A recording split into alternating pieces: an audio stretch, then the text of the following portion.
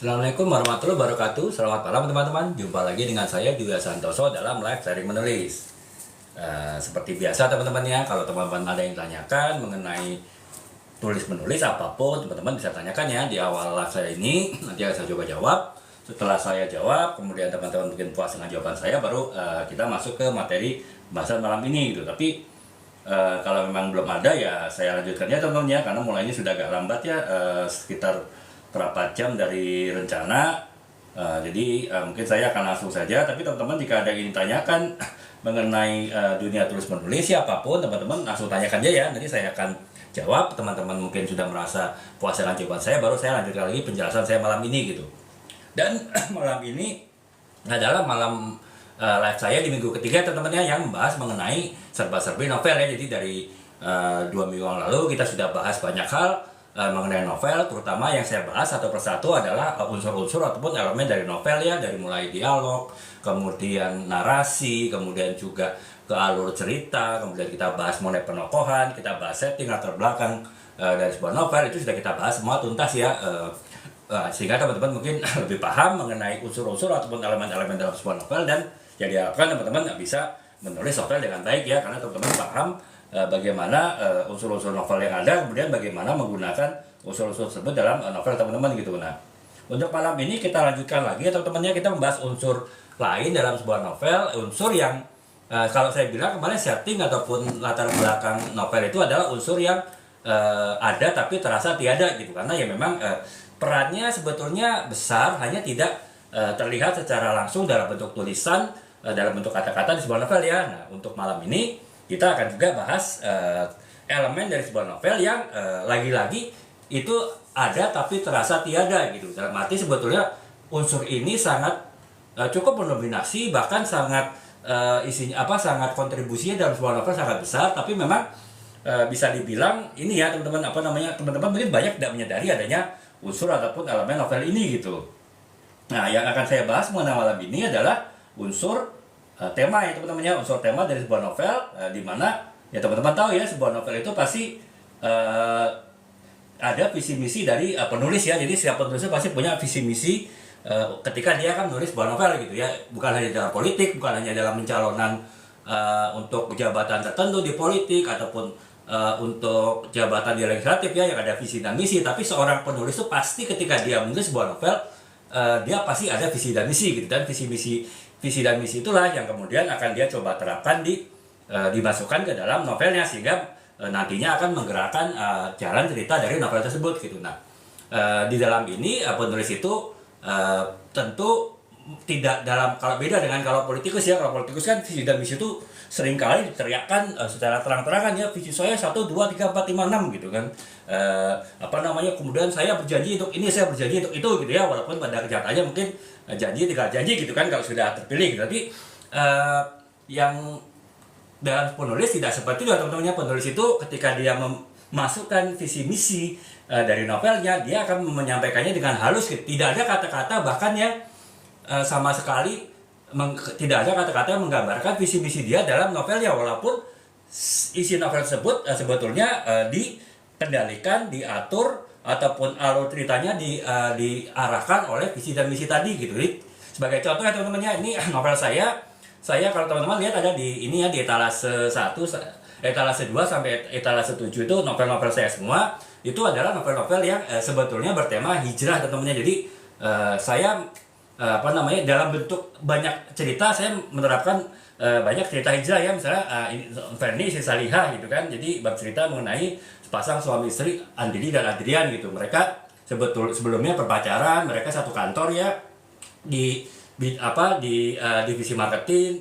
Mereka sering bertemu di lapangan, akhirnya cinlok gitu, dan mereka ya akhirnya menjalani kehidupan sebagai kasih. Nah, ketika mereka menjalani kehidupan sebagai kasih itu ya, karena mereka orang lapangan gitu kan, mungkin agak-agak bebas gitu ya hidupnya, terutama ya juga dalam hubungan pria dan wanita banyak juga yang relatif bebas kan ya, makanya mereka kita berpacaran ya seperti itu juga gitu kan. Mereka juga dekat dengan dunia malam, dengan alkohol juga gitu kan. Nah, itu dilanjutkan ketika mereka sampai menikah gitu, dan akhirnya sebuah prahara besar menimpa kehidupan rumah tangga mereka, yang menyebabkan rumah tangga mereka itu nyaris pecah ya, nyaris bercerai, dan akhirnya mereka memutuskan untuk kembali ke jalan yang benar ya. Mereka ingin meninggalkan kehidupan dunia malam, kehidupan alkohol, kemudian singsang suami yang kemudian tadinya pindah ke perusahaan minuman beralkohol ya, walaupun jabatannya naik, kemudian juga gajinya naik, fasilitasnya naik, tapi akhirnya rela untuk pindah ke perusahaan lain dengan gaji, jabatan, dengan fasilitas yang lebih rendah gitu. Jadi intinya mereka ingin berubah lebih baik ya dengan meninggalkan hal yang buruk. Jadi kan sebetulnya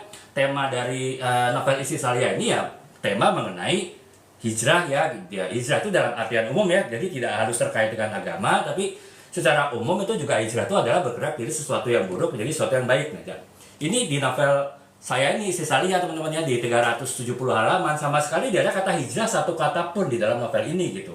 Ya karena memang walaupun saya menggunakan tema hijrah dari novel Istri Salia ini, tapi ya saya tidak, ya saya bilang tadi, kita sebagai penulis tidak menyebutkan tema itu secara langsung, tapi secara halus dalam alur cerita, secara halus dalam dialog, dalam narasi itu kita sisipkan pesan-pesan dari hijrah ya, tanpa harus mengatakan hijrah berubah dari yang buruk ke yang baik gitu.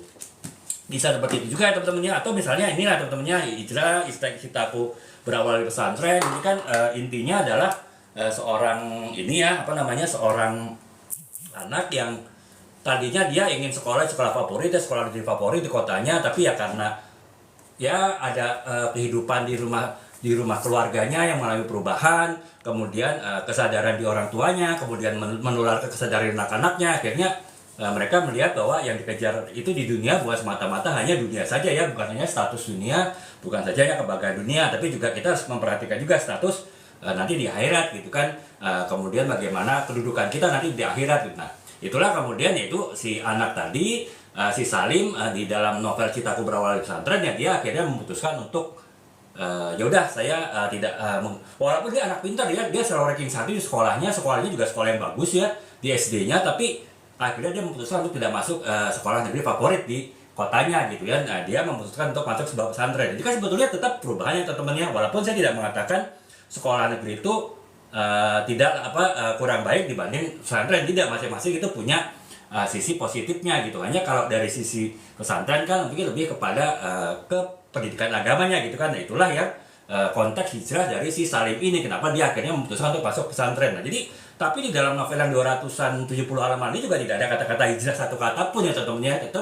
Tetap tema hijrah ini saya sampaikan secara halus dalam dialog, dalam narasi, tanpa secara terus terang saya mengatakan hijrah di dalam novel ini gitu. Berarti yaitu tadi ya, dalam sebuah novel itu tema itu tidak jarang sekali ada penulis yang menuliskan temanya secara terang-terangan dalam sebuah novel, tapi yaitu tadi tema itu ada tapi terasa tiada gitu ya, karena walaupun mendominasi dari isi novel, tapi tidak ada kata-kata tema itu seringkali tidak ada dalam novel tersebut ya.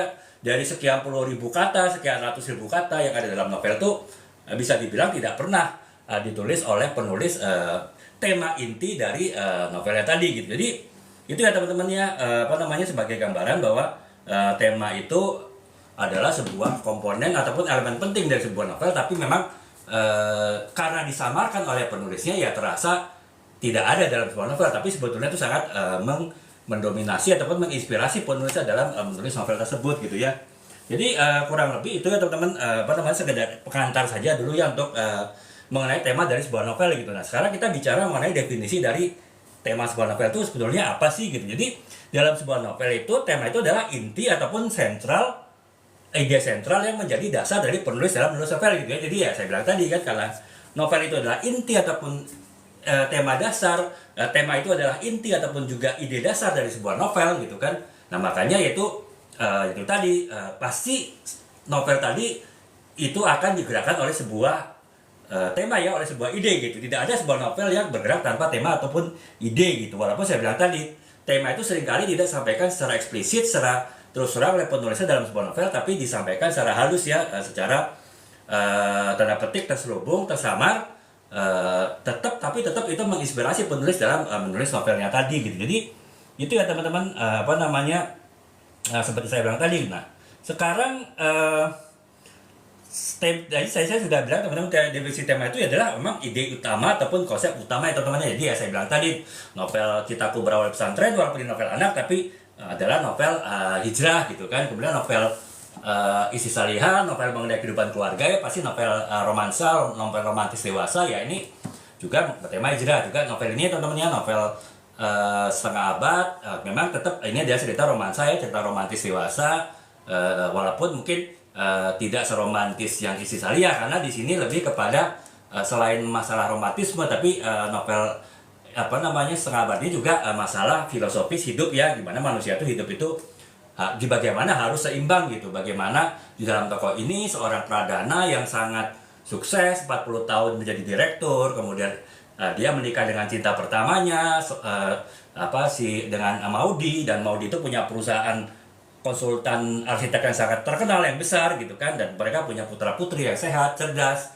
kemudian juga saleh-saleha gitu kan. Nah, itu adalah suatu kesempurnaan, tapi itu tidak akan berarti kalau tidak imbang dengan kesempurnaan yang lain gitu ya. Nah, itulah jadi walaupun itu di novel tapi tetap novel ini ya, bagaimana seorang yang tadinya sempurna di satu sisi tapi kok tidak sempurna di satu sisi lain, dia berusaha menjadi lebih baik lagi, berusaha untuk hijrah, sehingga akhirnya dia mencapai kesempurnaan ya, kesempurnaan dalam hidup di dunia dan di akhirat nanti gitu. Makanya dalam novel setengah abad ini juga saya menampilkan tema hijrah gitu ya. Ya kita juga satu tema itu bisa dipergunakan dalam banyak novel, dalam banyak genre gitu ya. Tapi ya itu tadi, itu tetap adalah ide dasar saya ketika menulis novel ini adalah mengenai bagaimana kita bisa menulis novel yang bertemakan hijrah, teman-teman. Jadi demikian teman-temannya definisi ataupun pengertian dari sebuah dari sebuah tema dari sebuah novel gitu ya. Sekarang kita sudah bisa bicara mengenai definisi, dan sekarang kita bicara mengenai identifikasinya teman-temannya. Yang saya bilang tadi, tema itu jarang yang secara terus terang ditulis oleh penulisnya dalam sebuah novel ya. Itu pasti disisipkan, disamarkan, diselipkan dalam setiap elemen ataupun juga komponen lain dari sebuah novel gitu. Misalnya dimasukkan dalam alur cerita gitu kan ya teman-temannya. Alur cerita yang saya bilang tadi, kalau ini cerita ya karena si suami istri ini mengalami cobaan berat dalam hidupnya, dalam kehidupan rumah tangga mereka, nyaris bercerai gitu. Kemudian akhirnya yang mereka sadar untuk hidup lebih baik gitu kan, meninggalkan kehidupan malam, kehidupan alkohol, dan akhirnya Adi dan Adrian kembali ke jalan yang benar. Itu kan sebetulnya berarti alur ceritanya itu adalah alur cerita yang bertemakan hijrah ya. Itu makanya saya menyisipkan tema hijrah ini dalam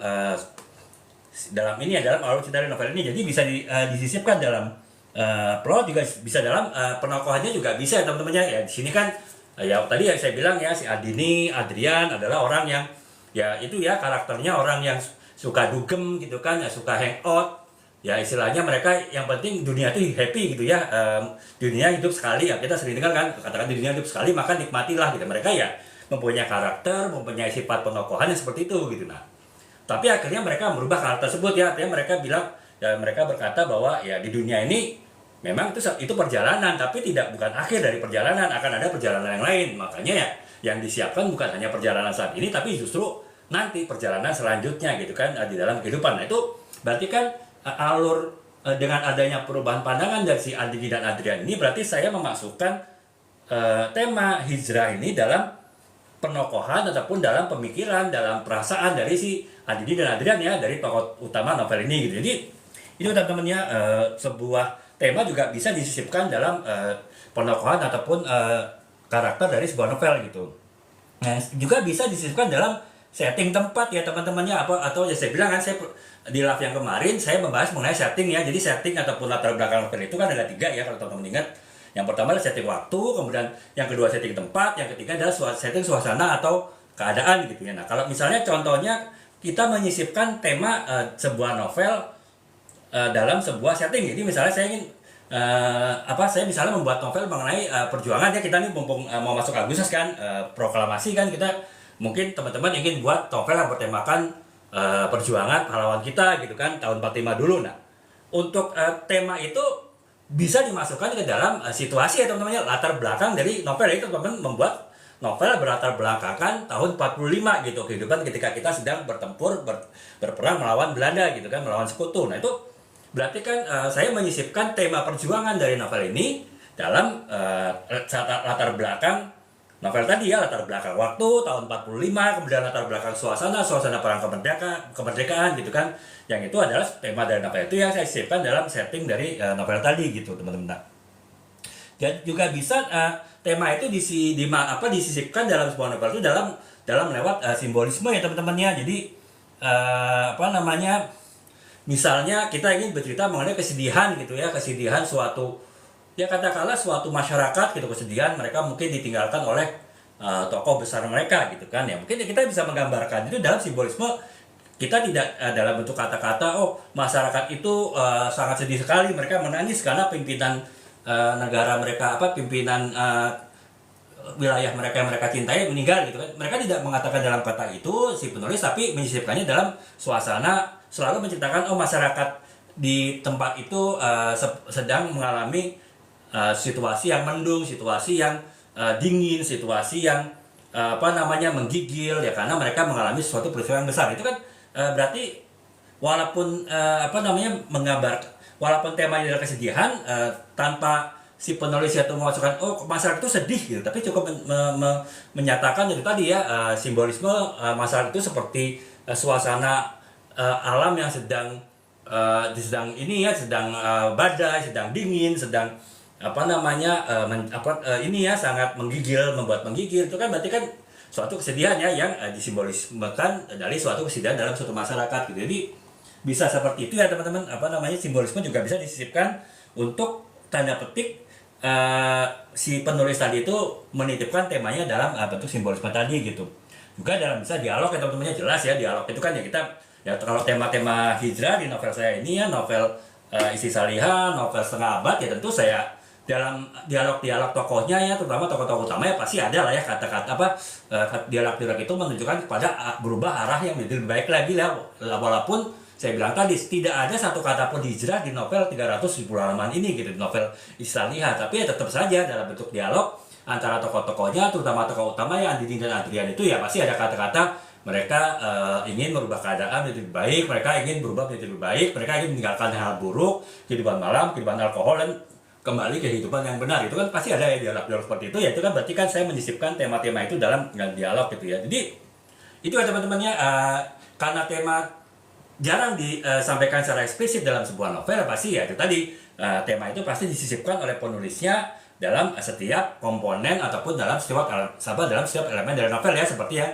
saya jelaskan tadi gitu. Jadi kurang lebih itu ya teman-teman, bagaimana kita menerapkan, mengimplementasikan tema sebuah novel itu dalam sebuah novel ya, yang disisipkan ke dalam elemen-elemen ataupun unsur-unsur dari novel tadi ya, tanpa harus secara eksplisit si penulis itu menjelaskan apa tema dari novel yang dia tulis gitu. Jadi itu ya teman-teman. Nah, jadi ada tadi saya sudah jelaskan teman-teman ya, definisi tema, kemudian bagaimana menerapkan tema dalam sebuah novel. Nah, sekarang ada beberapa tema umum ya yang sering dipakai dalam novel-novel yang ada di dunia saat ini ya, terutama novel-novel kekiniannya ya, contohnya novel Indonesia lah. Novel Indonesia yang kekinian itu pasti sebagian besar menggunakan tema-tema yang akan saya sebutkan ya. Jadi ada beberapa contoh tema yang sering dipergunakan gitu. Yang pertama adalah tema cinta dan hubungan ya. Ini ya, saya pernah bilang ya dalam sebuah live bahwa novel romansa, novel romantisme itu adalah novel yang pertama, novel yang sangat panjang umurnya ya. Dari pertama kali novel itu ditulis tahun kalau nggak salah 1700-an, dan novel pertama saya lupa ya, saya pernah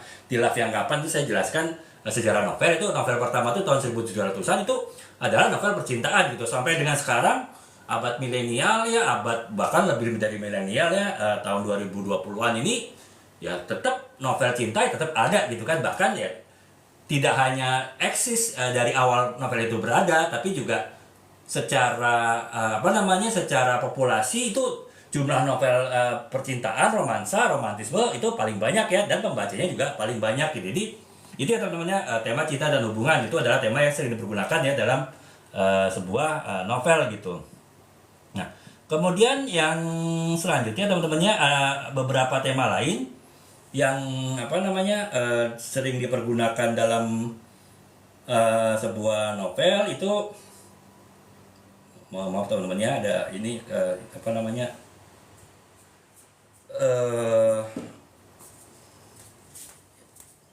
ada saran teknis sedikit ya, mohon maaf, mungkin kita nunggu.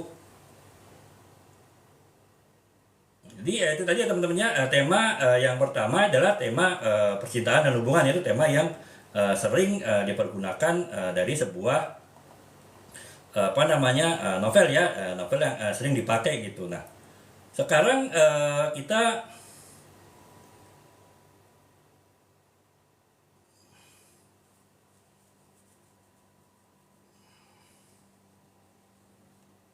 nah, kemudian tema yang berikutnya teman-teman adalah tema mengenai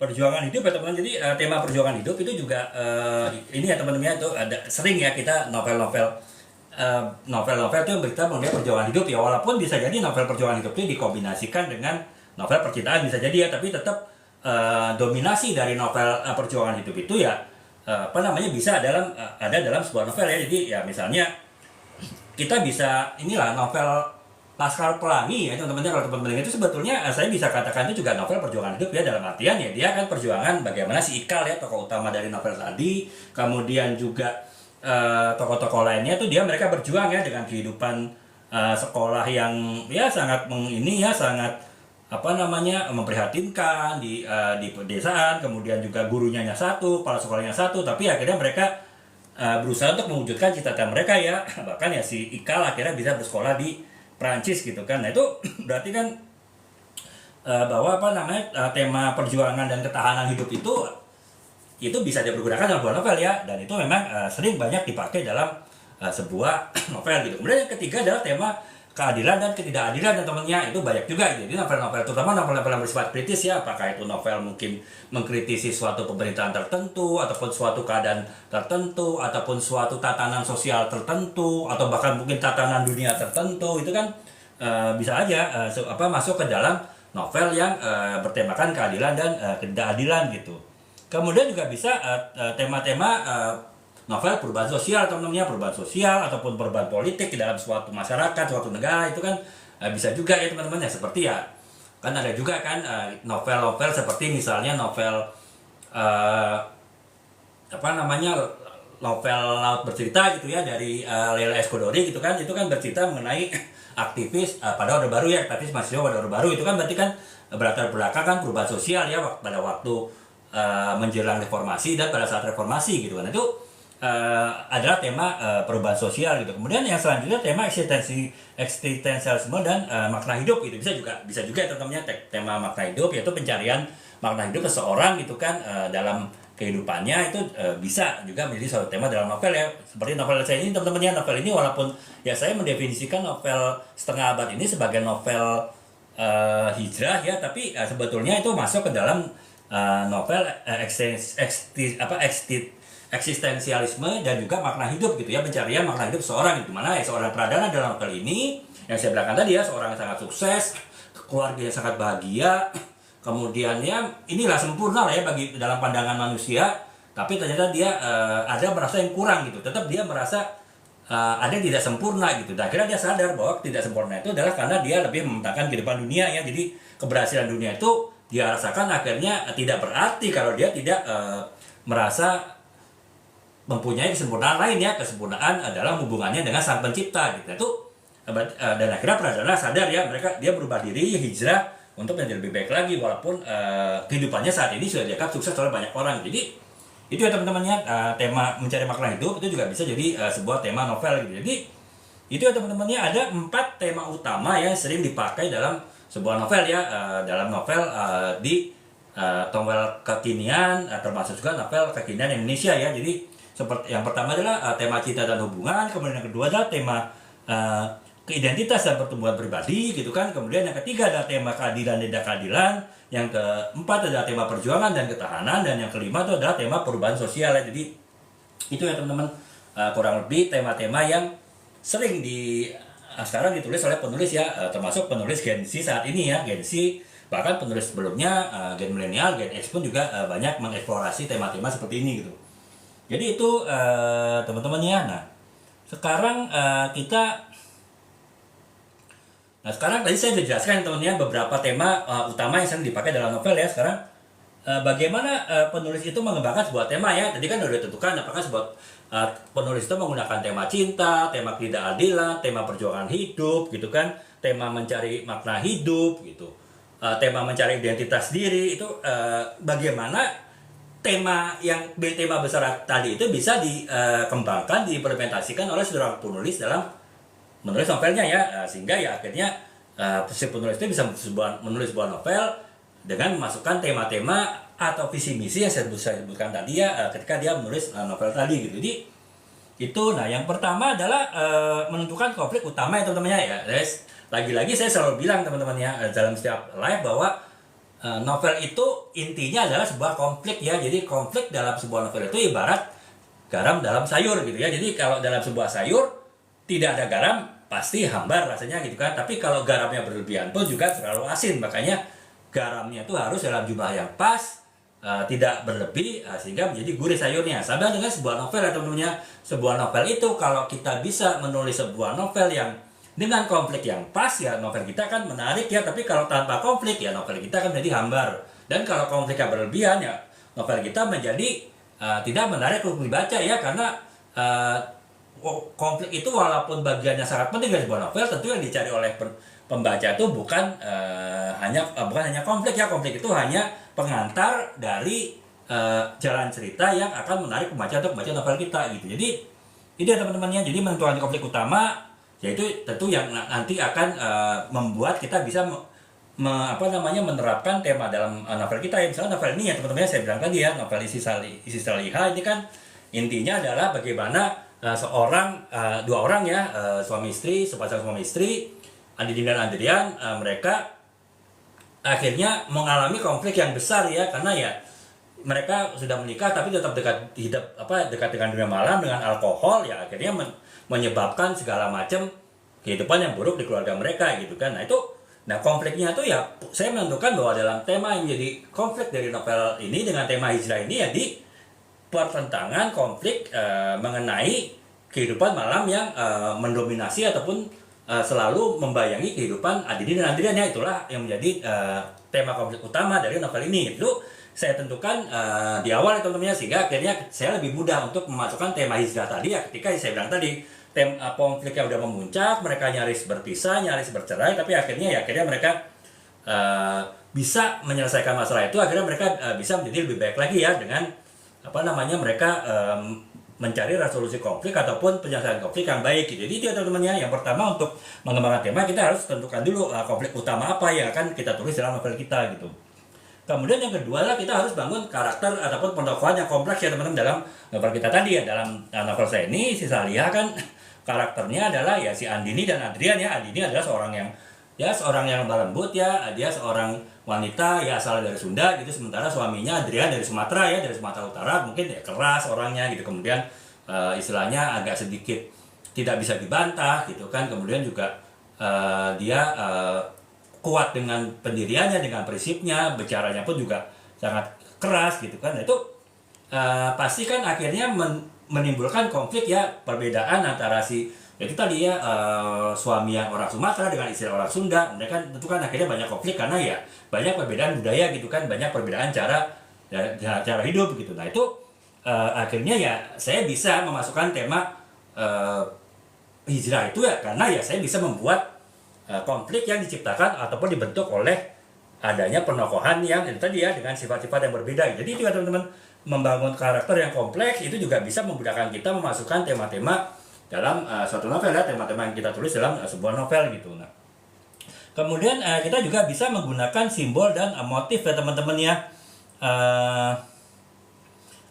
simbol-simbol yang berulang tuh untuk mendukung tema gitu ya. Jadi saya bilang tadi gitu kan teman-teman, misalnya ya dalam sebuah, kita ingin menceritakan kehidupannya sedih seseorang gitu kan ya, kita selalu membuat simbol-simbol dalam, pasti orang itu misalnya selalu menjadi di tempat yang gelap ya, di kamarnya yang gelap gitu. Kemudian juga ketika dia mungkin di luar rumah, dia selalu mencari tempat yang jauh dari keramaian, kemudian tempat yang redup cahayanya. Mungkin kalau di sebuah taman, dia mencari yang rimbun, banyak tanamannya gitu kan, sehingga akhirnya suasananya dalam yang membayangi si tokoh yang bertemakan selalu mengalami kesedihan itu, yaitu selalu digambarkan dengan simbolisme yang sendu ya, dari tempat dia biasa tinggal ataupun dia tetap berada, kemudian dari bagaimana mungkin dia dalam tindakan dia itu selalu disimbol-simbolkan pokoknya dia adalah orang yang ini ya yang sedih, yang depresi gitu ya, karena mungkin tema novelnya itu adalah novel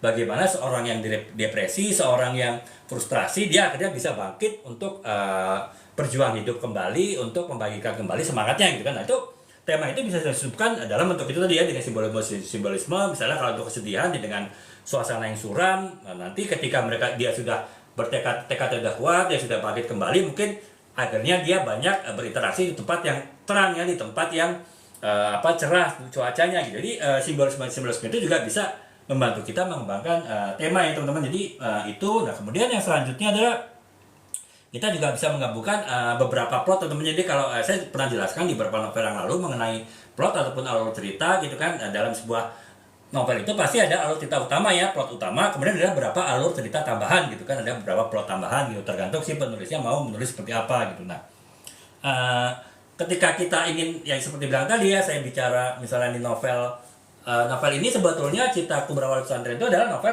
bertemakan persahabatan ya teman-teman ya. Tapi ya dalam persahabatan ini saya ada juga subplot yang lain adalah tema hijrah gitu kan, gimana orang seorang anak, seorang santri berusaha untuk menjadi lebih baik ketika mereka hidup di pesantren gitu kan. Kemudian juga misalnya tema tema konflik keluarga gitu kan, di mana antara seorang anak dengan keluarganya mungkin ada konflik ketika sebelum masuk pesantren gitu. Jadi tema-tema kecil itu, tema-tema plot sub itu kemudian akhirnya mendukung ke tema persahabatan ya. Tema persahabatan dari novel Cintaku Berawal dari Pesantren ini didukung oleh banyak beberapa subplot yang mendukung tema persahabatan ya. Karena dia ingin hijrah, ingin berbuat lebih baik, akhirnya ya didukung oleh sahabat-sahabatnya. Itu berarti kan mendukung tema utama persahabatan dari novel ini gitu. Ataupun juga ketika dia ada konflik, ada masalah dengan keluarganya, akhirnya ya teman-temannya, sahabat-sahabatnya tadi itu bisa membantu dia untuk menyelesaikan konflik dengan keluarganya. Jadi ya itu ya teman-teman, adanya plot-plot tambahan, sub-subplot itu juga bisa memperkuat tema utama gitu. Jadi itu ya teman-teman, untuk kita bisa mengembangkan tema dari sebuah novel dan novel yang kita ikan tulis itu ada beberapa cara ya bagaimana kita mengembangkan tema gitu. Bisa kita dengan menentukan konflik utama, dengan adanya kita tentukan konflik utama itu bisa kita masukkan tema kita dalam alur cerita konflik gitu kan dalam sebuah novel gitu. Kemudian yang kedua adalah membangun karakter ataupun penokohan yang kompleks, yang kuat. Itu juga dengan adanya tokoh-tokoh yang kuat dalam novel itu bisa juga kita memasukkan tema-tema novel kita itu melalui tokoh-tokoh tadi gitu. Nah, kemudian yang selanjutnya adalah menggunakan simbol-simbol dan motif ya teman-teman. Jadi simbolisme itu juga bisa menggambarkan, mendukung suatu tema ya teman-teman. Jadi saya bilang tadi kalau temanya adalah kesedihan ya mungkin selalu digambarkan situasinya suram, situasinya gelap, situasinya itu selalu tidak menyenangkan gitu kan, karena untuk menunjukkan tema kesedihan. Jadi bisa menggunakan simbol teman-teman. Yang selanjutnya adalah menggabungkan subplot ya. Jadi beberapa plot-plot tambahan, subplot ya, itu bisa nanti mendukung tema utama dari sebuah novel ya, di plot utamanya tadi gitu. Jadi itu ya teman-teman, cara mengembangkan tema ya. Ada beberapa cara gitu yang teman-teman bisa pergunakan ya ketika teman-teman menulis sebuah novel gitu. Nah kemudian tadi saya sudah jelaskan mengenai beberapa tema ya teman-teman. Nah ada beberapa ini teman-teman, ada beberapa metode teman-teman ketika teman-teman ingin membuat ataupun menulis suatu tema, menerjemahkan tema ataupun visi misi dari teman-teman dalam menulis dalam sebuah novel. Itu ada beberapa metode yang bisa dipergunakan ya teman-teman ya. Jadi yang pertama adalah analisis plot ya teman-teman. Jadi misalnya teman-teman, saya seperti saya bilang ya, ini teman-temannya Isi Saliani kan novel hijrah ya. Pokoknya saya temanya ingin membuat sebuah novel yang bercerita kehidupan seorang itu yang bagaimana dia mungkin terjerumus ke kehidupan yang kelam, ke kehidupan yang tidak baik, tetap selalu ada jalan untuk kembali ke jalan yang baik ya teman-teman. Jadi ini adalah tema saya ketika saya menulis pertama kali mau menulis novel Isi Saliha gitu ya. Walaupun mungkin alur ceritanya saya belum terlalu ada gambaran, tapi saya sudah ada keinginan untuk menulis novel ya itu tadi ya, novel hijrah, novel sesuatu yang seseorang itu ingin berubah dari sesuatu yang buruk menjadi sesuatu yang baik gitu. Nah oleh sebab itu ya saya menggunakan analisis alur cerita ya teman-teman ya. Saya membuat alur ceritanya. Saya ingin cerita mengenai kehidupan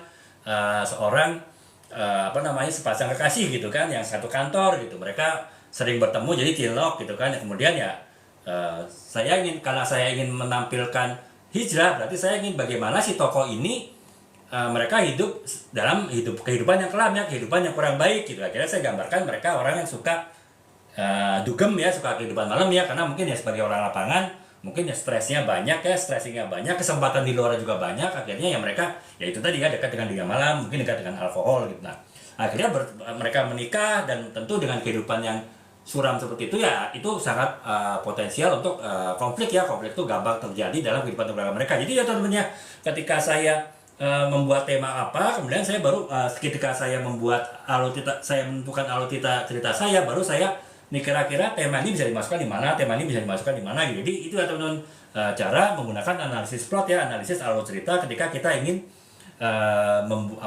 memasukkan ataupun menyisipkan tema dari novel kita itu dalam novel kita ya. Nah itu kemudian yang selanjutnya adalah analisis karakter ya teman-temannya. Jadi saya bilang tadi ya, analis penokohan itu juga bisa kita titipkan ya, kita sisipkan tema kita dalam penokohan yang saya bilang tadi ya. Tokoh ini kan si Adini yaitu orang yang lembut ya dari Sunda, kemudian Adrian orang dari Sumatera Utara, keras. Akhirnya mereka menikah kan ya, pasti ada perbedaan budaya yang menyebabkan mereka sering konflik gitu kan ya, apalagi dengan kehidupan malam mereka ya, mereka dekat dengan alkohol, dengan diskotik gitu kan. Nah akhirnya saya ini ya teman-teman menganalisis nih, kira-kira saya bisa memasukkan tema itu saya di mana gitu. Itu tadi ya, mereka orang yang suka dunia malam, berarti kan ya tema hijrah saya lebih mudah saya masukkan ya. Nanti mereka ya pasti nanti dalam alur kita saya akan bikin mereka itu sadar gitu kan. Ketika mereka sadar bahwa kehidupan malam, kehidupan alkohol itu tidak bagus buat mereka gitu. Kemudian mereka juga ya dengan perbedaan budaya mereka harus berusaha untuk saling memahami ya, saling bisa menerima kekurangan, kelebihan masing-masing ya, sehingga ya berkecil kemudian mereka konflik. Jadi itu ya teman-teman, saya menganalisis penokohan saya tadi ini di novel ini adalah Adini dan Adrian ya. Analisis penokohannya seperti apa, kemudian baru saya masukkan nih mana tema yang akan saya masukkan, tema hijrah dalam novel ini bisa saya masukkan di dalam ketika saya mengembangkan penokohan ataupun pekarakteran dari tokoh-tokoh utama dari novel ini teman-teman. Jadi itu yang selanjutnya ya, analisis karakter gitu. Kemudian juga bisa menggunakan analisis simbolik ya teman-temannya. Jadi ya analisis simbolik saya jelaskan tadi ya. Jadi kita bisa suatu peristiwa berulang itu bisa menunjukkan kita memunculkan tema kita ya. Jadi misalnya kita ingin menceritakan kesedihan di suatu masyarakat ataupun dalam seseorang gitu kan, pasti kan kita selalu memberikan simbol-simbol ini suasana di desa itu selalu sendu, selalu mendung gitu kan, jarang ada matahari. Kemudian juga situasi di desa itu gelap gitu kan, karena mungkin terimbun ya banyak tanaman. Jadi dengan berbagai simbol-simbol itu ya saya juga bisa ya teman-teman ya, menyisipkan tema itu dalam bentuk simbolisme tadi. Itu kan berarti kan metodologi saya untuk menerapkan tema itu dalam sebuah novel dengan menggunakan simbolisme tadi ya gitu. Kemudian juga bisa analisis dialog ya teman-teman ya, seperti yang saya jelaskan tadi ya. Dialog itu kan adalah percakapan antara satu tokoh dengan tokoh yang lain gitu kan. Nah dari situlah saya bisa sisipkan dalam dialog-dialog mereka itu mengenai tema yang akan saya masukkan. Lagi-lagi novel Isi Salia ini kan adalah novel yang bertemakan hijrah ya. Jadi bagaimana mereka menyadari bahwa mereka salah, kemudian mereka harus berubah lebih baik, itu saya masukkan ke dalam dialog antara tokoh utama novel ini, Adini dan Adrian ya, sehingga akhirnya ya tema hijrah itu bisa saya masukkan secara halus ya di dalam dialog-dialog dari tokoh utama novel tadi. Jadi itu ya teman-teman.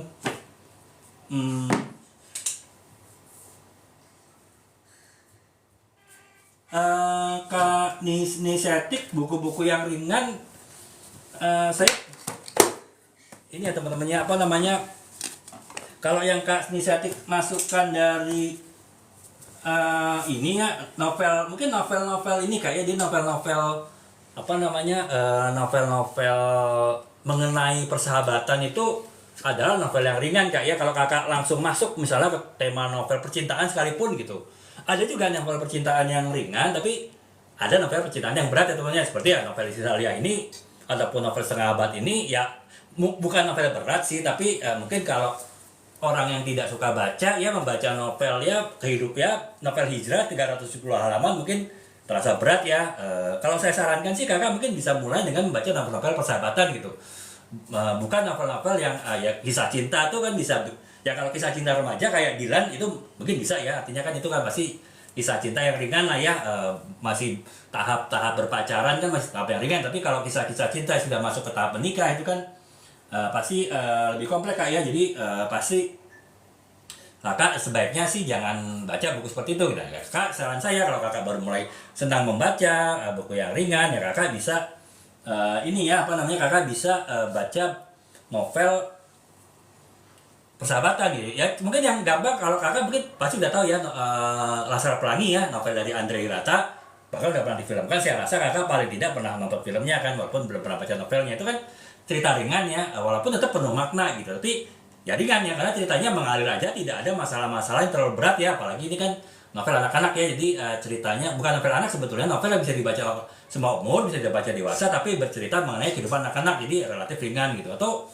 kalau novel saya, mungkin saya sarankan Kakak bisa membaca ini kayak novel Cintaku Berawal dari Pesantren ya. Ini novel ini cerita novel anak ya, kehidupan persahabatan 4 seorang santri dalam sebuah pesantren ya, tapi ceritanya bukan semata-mata cerita tentang pesantren ya, tapi ya tentang persahabatan mereka gitu. Karena ya bagaimanapun kan mereka 24 jam dalam sehari bertemu ya dalam sebuah pesantren, karena kan boarding school ya, sekolah berasrama gitu. Jadi bagaimana mereka saling mendukung, saling support dalam kehidupan mereka yang saling di dalam pesantren itu kan adalah cerita yang inspiratif, cerita yang menarik, tapi juga tetap ringan ya, karena seberat-beratnya permasalahan di dalam novel ini adalah permasalahan anak-anak ya. Jadi kita yang sudah cukup dewasa ya tentu akan lebih ya tetap ringan lah bacanya gitu. Jadi itu ya Kak Nisentok Kak Nice TikTok ya 177, Kakak bisa saya sarankan sih baca-baca buku seperti itu ya. Kalau Kakak mau langsung gampang dapatnya nih ya, ini Cintaku Berawal dari Pesantren ya, ada di etalase, Kakak bisa lihat. Tapi kalau Kakak mungkin mau cari alternatif lain tuh ya, contohnya ya novel Laskar Pelangi ya, itu juga bisa, novel yang ringan dan itu bisa dipakai ya untuk orang teman-teman yang baru mulai suka membaca, ingin mulai suka membaca, yaitu dengan novel-novel ringan seperti tadi gitu. Jadi kurang lebih itu ya Kak ya, pertanyaan dari Kak Nas TikTok 177. Nah sekarang kita ini ya kita sekarang kembali,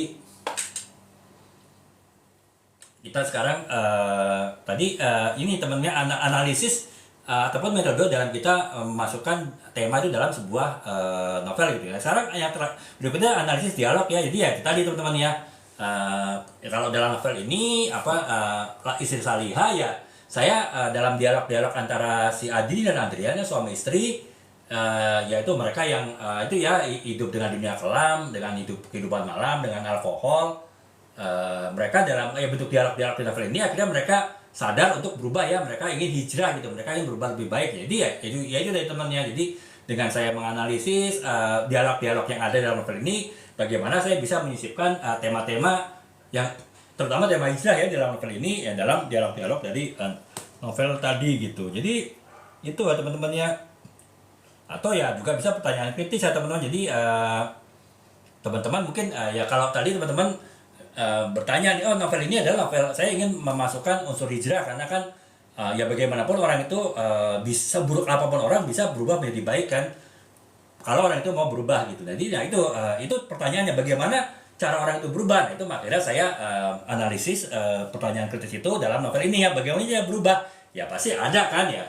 Kalau dalam novel ini saya simpulkan ya berubah karena mereka mengalami suatu kejutan yang besar dalam hidupnya, suatu hentakan yang besar dalam hidupnya, sehingga akhirnya mereka tersadar gitu kan, mereka mengalami shock gitu kan. Seperti ya kalau dalam novel ini kan si Andini keguguran ya teman-temannya, ketika si Adrian sedang di diskotik, dia bisa dihubungin gitu kan. Itu kan berarti kan adalah suatu peristiwa besar yang membuat shock mereka semua, bahkan sempat membuat mereka nyaris berpisah, nyaris bercerai. Tapi akhirnya ya karena shock besar itu pula, akhirnya mereka bicara dari hati ke hati, dan mereka akhirnya sadar ya untuk berubah menjadi lebih baik. Jadi itu ya teman-temannya, ada beberapa banyak cara ya teman-temannya. Saya sudah jelaskan cukup banyak metode bagaimana kita menerapkan tema-tema dalam sebuah novel ya. Tapi itu adalah pilihan ya. Jadi kakak bisa tentukanlah mana yang mau kakak pergunakan gitu. Saya tadi kan sudah contohkan dengan novel saya ini, hampir semua analisa itu saya analisis ataupun metode dalam menerapkan tema dalam novel itu saya terapkan ya untuk novel ini ya. Jadi ya teman-teman bisa terapkan keseluruhan yang saya jelaskan tadi, ataupun juga sebagian saja tuh itu tergantung teman-teman ya, tergantung kebutuhan teman-teman dalam menulis novel gitu. Jadi itu kurang lebih. Nah sekarang ada beberapa jenis tema. Jadi saya jelaskan tema-tema utama yang sering dipakai novel, yaitu kan itu lebih ke kategori ya, lebih pengelompokannya gitu. Sekarang jenis-jenis tema tuh ada beberapa macam ya teman-teman ya. Ada beberapa jenis tema. Yang pertama itu adalah tema umum ya, jadi tema yang luas, yaitu dalam banyak karya sastra ya, seperti cinta, keadilan, identitas kan. Itu adalah tema yang umum ya. Makanya saya bilang tadi novel-novel sekarang itu pasti banyak bercerita tentang cinta, kemudian tentang keadilan, dan tentang pencarian identitas dengan perjuangan hidup ya, karena memang ya itulah gitu teman-teman, itu tema umum ya, tema yang sering digunakan dalam sebuah novel gitu. Ada juga tema-tema spesifik ya teman-teman ya, misalnya tema-tema mengenai perbedaan gender gitu kan ya, antara pria dan wanita. Itu kan mungkin tidak banyak ya novel membahas perbedaan gender, tapi yaitu misalnya novel feminisme gitu kan. Nah itu novel feminisme itu ya adalah bagian dari tema yang spesifik ya, tema yang tidak umum, yang tidak terlalu banyak ditulis, tapi ada juga yang menulisnya gitu. Bisa juga tema-tema sosial politik kan teman-teman. Tema-tema sosial politik kan memang relatif ya, mungkin di Indonesia walaupun situasi suasana politiknya itu juga banyak gonjang-ganjingnya, tapi tetap tidak banyak yang menulis, walaupun ada ya, seperti Laut Bercerita tadi itu kan dari Leila Escudori, itu kan bercerita mengenai tema sosial politik, tapi tetap nggak banyak ya teman-temannya ya, walaupun ada gitu. Jadi karena itu adalah masuk tema khusus ya, tema-tema sosial politik ya. Apalagi tema-tema filosofis ya teman-temannya, tema-tema yang berhubungan dengan metafisik gitu, dengan eksistensi yang bersifat makna hidup gitu kan. Itu pencarian makna hidup mungkin tidak terlalu banyak ya, kalaupun ada mungkin ditulis dengan bahasa ringan ya, dengan bahasa yang tidak terlalu memberatkan ya, sehingga ya akhirnya ya tema-tema tersebut ya tema-tema yang masuknya ke dalam tema umum ya, mungkin lebih dominan tema cintanya gitu kan, lebih dominan tema, lebih banyak tema-tema keadilan, tema-tema pencarian identitas, pencarian makna hidup ya, daripada tema-tema mengenai filosofis tadi ya. Jadi ini ya teman-teman, ini ada beberapa tema. Ya intinya sih tema umum dan tema spesifik ya. Kalau tema umum yang saya jelaskan tadi ya, tema-tema percintaan, keadilan, tidak keadilan, kemudian tema-tema pencarian identitas dan makna hidup, itu adalah bagian dari tema-tema umum ya dari sebuah novel gitu. Nah kemudian sekarang komponen-komponen tema itu apa sih ya teman-teman? Saya tadi sudah jelaskan cukup panjang lebar ya mengenai definisi tema, mengenai pengelompokan tema, jenis-jenis tema, bagaimana metodologi dalam menerapkan tema dalam sebuah novel, itu udah saya jelaskan ya teman-teman. Nah sekarang kita ke pembahasan berikutnya gitu. Tema itu tuh komponen utamanya apa sih teman-teman? Ya sebetulnya sih karena tema itu pasti menempel ataupun juga selalu ada dalam alur cerita ya, otomatis ya tema itu mungkin komponen-komponennya hampir sama dengan alur cerita ya teman-teman ya. Kalau saya bilang alur cerita ya, saya sering jelaskan dalam live ya, bahwa alur cerita novel itu ya pasti berkaitan antara ini ya teman-teman ya. Yang pertama adalah perkenalan ya, kemudian yang kedua adalah awal konflik, yang ketiga adalah puncak konflik ataupun klimaks konflik, yang keempat ada resolusi konflik atau penyelesaian konflik, dan yang kelima adalah ending dari novel ya, apakah itu happy ending ataupun sad ending, yaitu itu pilihan penulis. Tapi intinya alur cerita itu pasti selalu mencakup 5 tahapan itu ya, alur cerita sebuah novel gitu. Nah sama ya teman-temannya, dalam karena si tema itu pasti terkait dengan alur cerita sebuah novel ya, komponennya hampir sama ya. Yang pertama adalah ya ide utama ya teman-temannya. Ide utama itu ya ide utamanya apa gitu kan ya. Saya bilang tadi kalau novel saya banyak kan hijrah ya, atau novel Isi Saliani kebanyakan novel bertemakan hijrah ya, itu berarti ide utamanya gitu kan. Itu ide utama ya pasti adalah komponen dari novel gitu. Kemudian yang kedua adalah konflik ya. Jadi tadi kan dalam sebuah novel itu pasti ada konflik gitu, karena ya konflik itulah yang menggerakkan sebuah novel ya. Makanya ya tema itu biasanya juga komponennya adalah konflik ya, karena dalam konflik itu pasti dimasukkanlah tema-temanya dari novel tadi itu oleh penulis gitu. Kemudian selanjutnya ada resolusi ya teman-teman. Dalam sebuah konflik pasti ada resolusi, pasti ada penyelesaian konflik gitu ya. Nah itu makanya resolusi konflik atau penyelesaian konflik itu juga bagian dari komponen tema ya, karena ya itu tadi sebuah tema itu pasti juga disisipkan baik di konfliknya maupun di resolusi konfliknya dalam penyelesaian konflik itu. Dan yang terakhir adalah pesan-pesan moral ya teman-teman. Jadi pesan-pesan moral itu Ya saya sering kali di novel-novel saya teman-temannya di bagian belakang saya mengambil judul bab yang paling akhir itu adalah hikmah ya. Jadi ya tergantung ya, kalau itu 7 bab berarti bab 7-nya hikmah, kalau 9 bab berarti novel itu bab 9-nya hikmah ya. Hikmah itu ya intinya pesan moral ya teman-teman. Jadi misalnya ini cerita ya tuh ya orang yang sudah terjerumus terlalu jauh kehidupan malam, kehidupan alkohol, akhirnya mereka bisa kembali menjadi kehidupan yang lebih baik ya, mendekati sang pencipta, dan kemudian mereka hidup secara sosial juga yang jauh lebih baik gitu. Jadi ya artinya setiap orang pun seburuk apapun itu bisa berubah. Itu hikmah dari novel isi saliyah ini ya teman-temannya. Nah, itu saya masukkan di dalam pesan moral ya, di dalam ya, karena itu ya pesan moral itu adalah komponen, itu bagian dari sebuah novel gitu. Jadi itu ya Kak Eul, terima kasih Kak ya, semoga Kakak juga semangat. Kalau Kakak sedang mungkin masih galau mau menulis ya,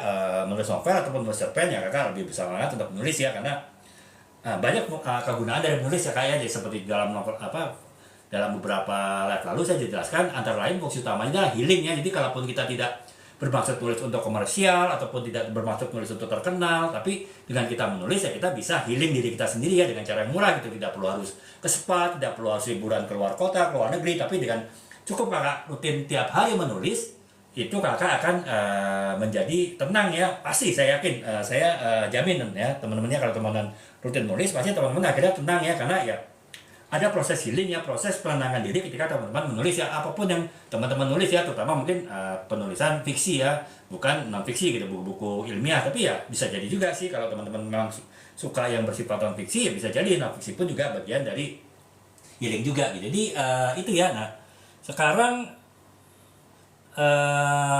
ada tips dalam mengidentifikasi dan mengembangkan tema ya teman-teman. Jadi ketika kita ingin membuat identifikasi sebuah tema, ada tips-tipsnya gitu. Jadi yang pertama adalah baca secara mendalam ya. Jadi ini tips ini lebih kepada untuk pembaca ya teman-teman, bukan untuk penulis ya. Jadi misalnya teman-teman baca nih novel saya Isi Saliyah, atau novel saya ini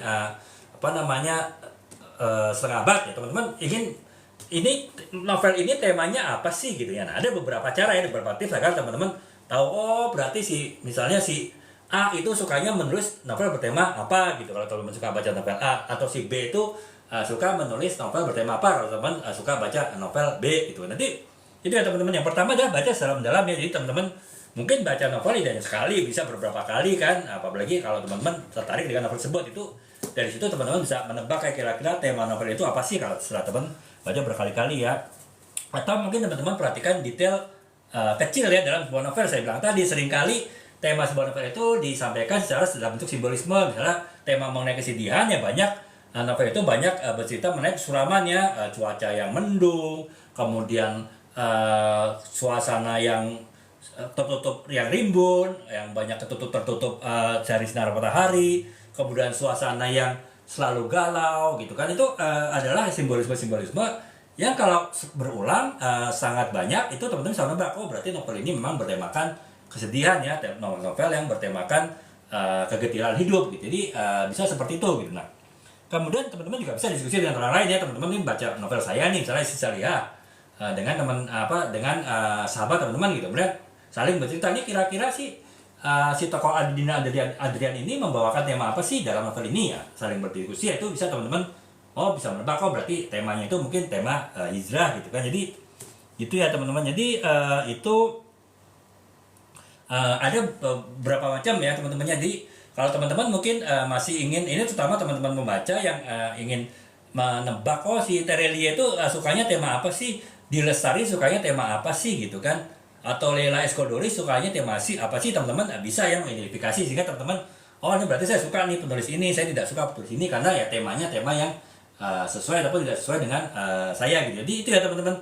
Karena ya saya bilang tadi, si penulis itu ketika menulis sebuah novel dia pasti punya visi dan misi ya, dan visi dan misi itu biasanya dalam bentuk tema, dan tema itu biasanya dimasukkan ataupun disisipkan dalam novelnya. Jadi teman-teman ya kalau kebetulan punya visi dan misi sama dengan penulis ya tentu akan cocok baca novel tersebut. Tapi bisa jadi visi misinya beda kan, itu bisa jadi teman-teman mungkin saya nggak cocok dengan penulis ini. Makanya teman-teman perlu mengidentifikasi ya, si penulis ini temanya sukanya apa, penulis itu sukanya temanya apa, sehingga teman-teman bisa menentukan, oh saya suka novel dari penulis ini, tidak suka dengan novel penulis itu. Jadi kurang lebih itu ya. Nah Eh, nah, jadi ini ya teman-teman, jadi saya sudah jelaskan tadi bagaimana teman-teman sebagai pembaca bisa mengidentifikasi ya, bisa mengidentifikasi novel-novel apa yang setiap penulis itu punya karakter sendiri ya, tema apa yang sering dia tulis. Nah sekarang saya balik lagi ke dari sisi penulis ya teman-teman. Nah, cara menemukan ataupun menemukan dan menulis yang paling kuat itu ada berapa cara ya teman-teman. Jadi apa namanya, yang saya bilang tadi, karena si penulis itu ketika dia menulis sebuah novel, tema itu adalah visi misi dari penulis ketika menulis novel, ya pasti si penulis itu kan harus ini ya teman-temannya, harus bisa menemukan tema yang kuat, visi misi yang kuat dalam menulis, sehingga akhirnya bisa membuat tema dengan dalam sebuah novel itu yang kuat ya, visi misi ataupun tema yang kuat dalam sebuah novel itu, karena dia melakukan berbagai upaya untuk bisa mengembangkan tema yang kuat dari novelnya gitu. Nah, yang pertama itu adalah kakak harus eksplorasi ide dan minat pribadi ya. Jadi kakak mungkin bisa refleksi pribadi gitu kan. Kemudian misalnya nih ya teman-temannya, saya kenapa kalau teman-teman lihat ya 6 novel saya di etalase itu semua adalah temanya hijrah ya. Walaupun saya bilang tadi hijrah itu bukan berarti masalah keagamaan ya. Hijrah itu banyak hal gitu, tidak perlu masalah tadinya tidak suka ibadah kemudian suka ibadah, itu pengertian yang sempit ya dari hijrah. Tapi hijrah itu pokoknya secara umum adalah agamanya apapun, pokoknya dia berubah dari sesuatu yang buruk menjadi sesuatu yang baik, yaitu adalah hijrah gitu. Nah itu saya refleksi pribadi ya teman-teman ya, ya karena saya menyadari bahwa saya ini ya sebagai manusia, sebagai hamba Tuhan pun juga bukan seorang yang taat gitu kan, makanya saya harus banyak berubah nih, saya harus banyak selalu berusaha untuk berubah walaupun mungkin sedikit demi sedikit. Nah itu refleksi saya sendiri pada hidup saya sendiri, akhirnya saya tergerak, berarti kalau saya mau nulis novel itu saya harus novel yang hijrah ya, novel yang berubah. Setiap novel saya itu harus berubah dari sesuatu yang buruk sesuatu yang baik gitu. Nah itu makanya dengan refleksi diri saya mengeksplorasi ide saya dan minat pribadi saya dalam novel-novel saya. Akhirnya saya banyak menulis novel yang bersifat bertemakan hijrah gitu. Atau teman-teman banyak riset dan bacaan ya, saya bilang tadi kalau karena saya tertarik dengan menulis novel-novel bertema hijrah yang artinya adalah berubah dari yang buruk ke yang baik ya, saya banyak riset ya, hijrah dalam pengertian umum itu apa sih gitu, kemudian bagaimana sih orang biasanya berhijrah gitu, kemudian bagaimana orang itu biasanya menempuh jalan yang baik setelah dia sebelumnya menempuh jalan yang buruk gitu ya. Dengan saya banyak riset, banyak baca ya entah itu di internet, baca buku, atau bahkan mungkin ngobrol, diskusi dengan sesama temannya ataupun dengan sesama penulis, ya, akhirnya saya bisa mengeksplorasi ide-ide pribadi saya untuk mengembangkan sebuah tema ya. Itu ya teman-teman ya, kita mengeksplorasi ide dan minat pribadi itu juga jadi jalan utama kita untuk bisa menemukan ide yang kuat, sehingga akhirnya kita bisa konsisten menerapkannya dalam novel-novel kita ya. Tidak hanya satu novel kita, mungkin kebanyakan novel kita, seperti saya bilang tadi, novel-novel saya yang di etalase itu adalah kebanyakan novel bertema berubah dari buruk menjadi lebih baik ya, tema hijrah gitu. Jadi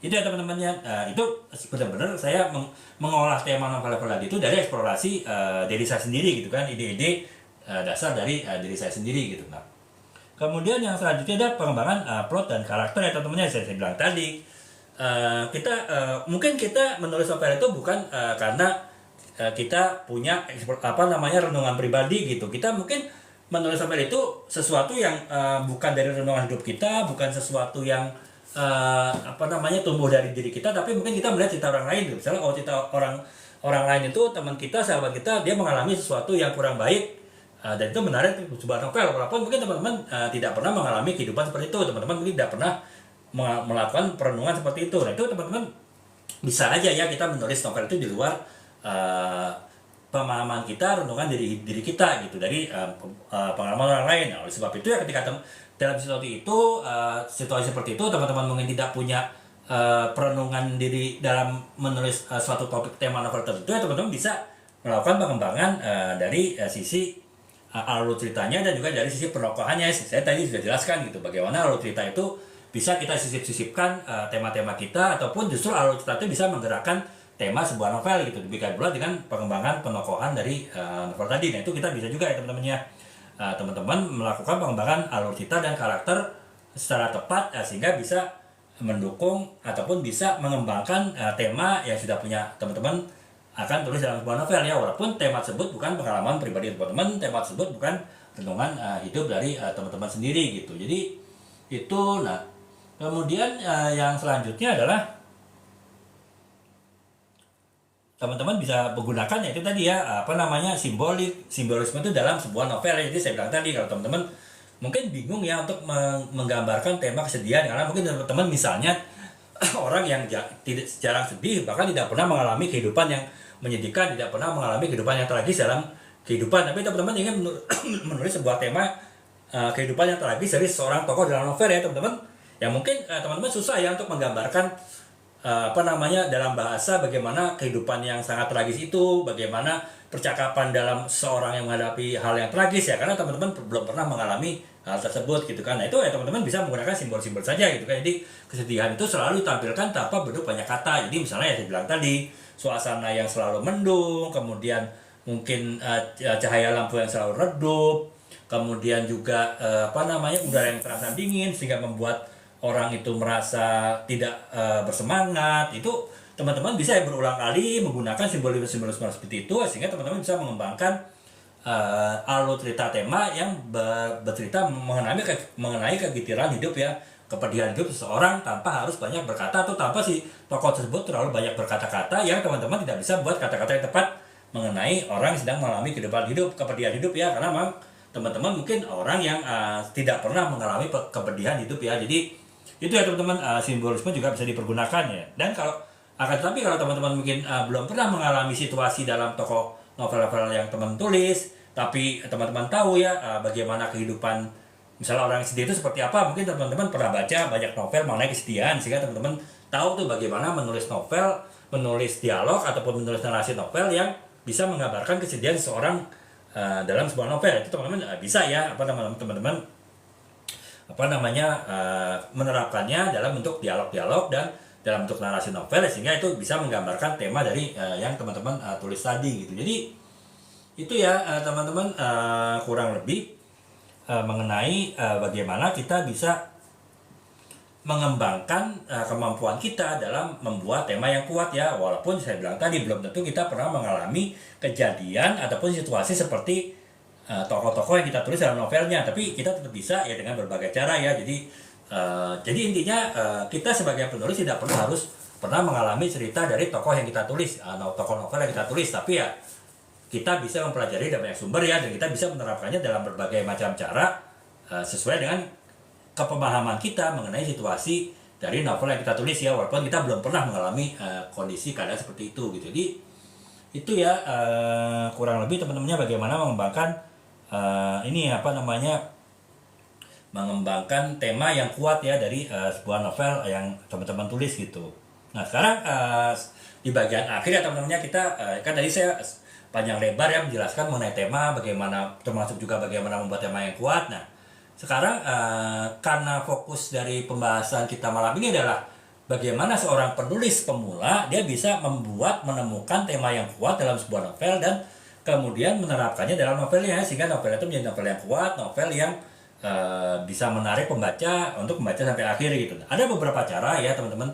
Teman-teman sebagai penulis pemula, baik penulis cerpen ataupun mungkin baru menulis beberapa novel, teman-teman bisa menemukan dan mengembangkan tema yang kuat dari novel teman-teman ya. Jadi yang pertama adalah teman-teman harus banyak baca ya. Itu dalam setiap tips untuk penulis pemula, apapun tema ataupun apapun topik pembahasan live, saya selalu mengatakan bahwa banyak pembaca itu penting ya bagi seorang penulis gitu. Jadi kita nggak akan banyak bisa menulis dengan baik kalau kita nggak banyak baca ya, kita nggak banyak pengetahuan mengenai bagaimana novel-novel orang lain itu menulis novel gitu kan. Nah itu jadi banyak baca itu penting ya dengan teman-teman banyak membaca. Mungkin yang saya bilang tadi kan bagaimana cara mengidentifikasi tema sebuah novel yang kita baca. Nah itu kita akhirnya bisa tahu tuh berbagai macam tema yang ada, kemudian bagaimana tema-tema tersebut ditulis oleh penulisnya di dalam novelnya gitu. Jadi itu ya teman-teman harus banyak baca secara luas, sehingga teman-teman bisa lebih mengembangkan kemampuan teman-teman dalam membuat tema yang kuat dari sebuah novel gitu. Yang kedua, teman-teman menulis secara rutin ya. Ini juga adalah selalu saya bilang ya teman-teman, dalam setiap tips untuk penulis pemula dalam topik pembahasan live apapun di live saya, live sharing menulis, saya selalu bilang teman-teman juga harus rajin menulis gitu ya. Jadi tidak hanya rajin baca tapi juga rajin nulis. Rajin nulis maksudnya apa ya teman-teman? Tiap hari harus usahakan menulis ya. Tidak harus lama, nggak apa-apa. Jadi saya ya paling tidak setengah jam sehari lah. Mau sesibuk apapun teman-teman, setengah jam sehari teman-teman selalu menulis saja. Itu teman-teman lama-lama akan terbiasa menulis ya. Akan akhirnya teman-teman lebih bisa mengembangkan kemampuan menulis, termasuk juga mengembangkan kemampuan teman-teman dalam membuat sebuah tema yang kuat dan merumuskannya, menyisipkannya tema-tema tersebut dalam novel teman-temannya. Jadi itu ya teman-teman harus menulis secara rutin ya. Dan ya yang selanjutnya ini juga saya selalu bilang saran kepada setiap penulis pemula, apapun topik yang saya bawakan, teman-teman harus banyak mengikuti pelatihan menulis ya. Nggak perlu harus lewat kursus menulis yang harus bayar gitu kan, ya bisa lewat misalnya live seperti ini, ataupun bisa lihat VT-VT saya mengenai menulis yang masuk ke dalam FYP teman-teman.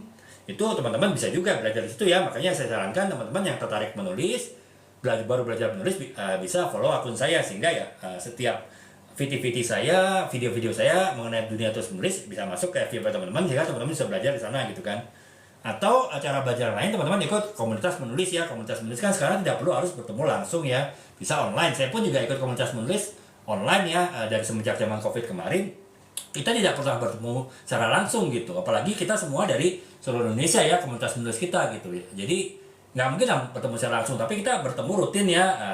Kalau dulu seminggu sekali ya ketika COVID, sekarang mungkin sebulan sekali lewat Zoom ataupun lewat Google Meeting ya, jadi lewat online ya, lewat internet. Jadi itu ya teman-teman, dengan teman-teman banyak bergaul, berinteraksi dengan sesama penulis, apalagi sesama penulis pemula ya teman-teman bisa lebih belajar dengan baik dan lebih bisa termotivasi dengan baik untuk menulis gitu. Jadi itu ya benar teman-teman juga, yang ini juga selalu saya bilang kepada setiap penulis pemula, teman-teman harus belajar dari kritik ya, harus belajar dari feedback. Jadi teman-teman harus bisa menilai kritik mana yang membangun, dan kemudian teman-teman bisa mengembangkan diri, memperbaiki diri dari kritik-kritik yang membangun tadi gitu. Bukannya teman-teman malah membela diri ya, kalau memang yang dikritikan itu benar ya, yang dikritikan itu tujuannya untuk membangun gitu.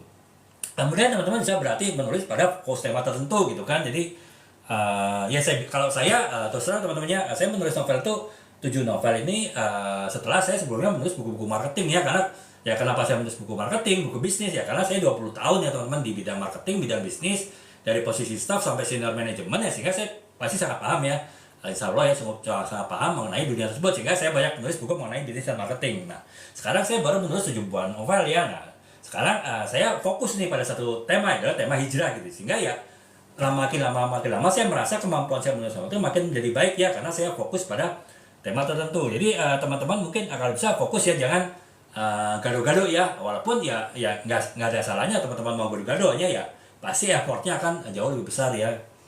Kemudian teman-teman harus bisa menganalisis karya orang lain ya teman-teman. Jadi teman-teman harus banyak menganalisis karya orang lain ya. Yaitu saya bilang tadi, teman-teman bisa belajar dari karya orang lain. Jadi teman-teman bisa mendapatkan banyak inspirasi, banyak ilmu, banyak ide dari hasil tulisan orang lain, yang itu nanti bisa diterapkan ketika teman-teman ingin membuat tema yang kuat dari novel-novel yang ingin teman tulis gitu. Jadi itu ya teman-teman, sekedar saran saya saja ya,